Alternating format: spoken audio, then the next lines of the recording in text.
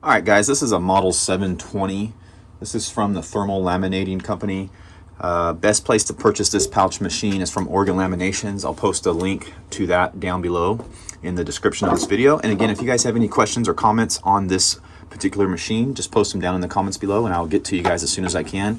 This is an excellent pouch machine here, and I'm just going to show you guys the basics and how to use it.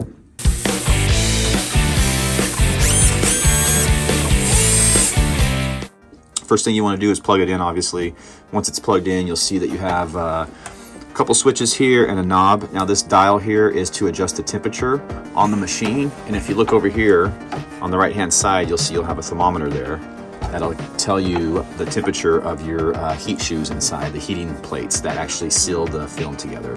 So the first thing you want to do is you turn the power on, and you can see the lights come on when you turn the power on. Now this will take power and put them to the heaters and start getting the machine hot for you. I do recommend when you're doing this to go ahead and turn the rollers on and get them turning. Just kind of lets the heat dissipate and kind of even itself out, and you'll just get a better overall product when laminating with this machine. So depending on what type of film you're using and what size pouches you're using will kind of dictate your heat here, but just for starters, we'll start around 6 and see what kind of results we get with that.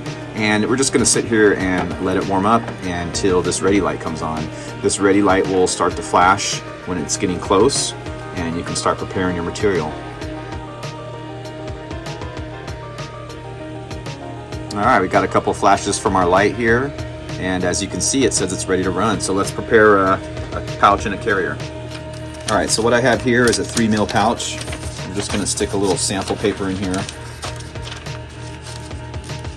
And you want to make sure that you put your product all the way up to the top of your pouch to get the best results. Sometimes if you don't, it'll crinkle over the front border of the leading edge here. But we're using a carrier, so we're not going to have that issue. And I always recommend using a carrier no matter what the pouch machine. It's better on the machine, and you'll get a better product overall. So here we have this ready to insert into the machine. And with the motors on and the ready light ready, let's take a look at our temperature real quick. And as you can see, we're pretty close into that ballpark. We're on a little bit on the hot side here, and let's see what we get though. Basically, you want to get your needle in between the green range here, and that would be pretty close to pretty much any application that you're going to do with this machine. So we'll just insert like this, folded edge first.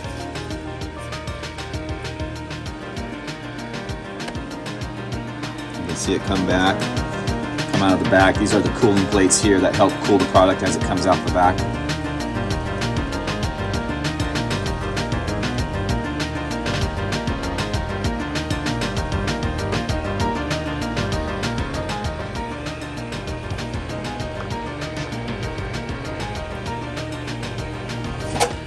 Now we have this, you can let it cool for a little bit. All right, so we have this. Let's open this up. And there we go. We have our laminated product. And you'll see there are some flaws here in the areas that don't have the paper. And this is kind of typical for pouch machines. But once we cut a border out, it'll look nice and neat. And there you go. All right, folks, one other item I'd like to show you on this machine that we sometimes get calls for is if the machine quits or happens to blow the fuse, where the fuse is located. And as you can see right here, right next to where the cord goes in, you'll see this little slot here. And what you want to do to check the fuse, and always remember to unplug the machine first before you take this out. So with the machine unplugged, you can take a flathead screwdriver and kind of push in like that and then twist out, and this should pop out like it did. Then you can pull this out, and right there's your fuse. And these fuses are kind of common. You guys can order these fuses off Amazon. You can get them at your local parts store, auto parts store, hardware store. So this fuse is a 7 amp fuse, which will be adequate for this machine here. And then to put this back in, all you do is you just insert it, and you find where it's going to slide in, like right there, and you push it in and turn it. And that's how you change the fuse on this Model 720 laminator.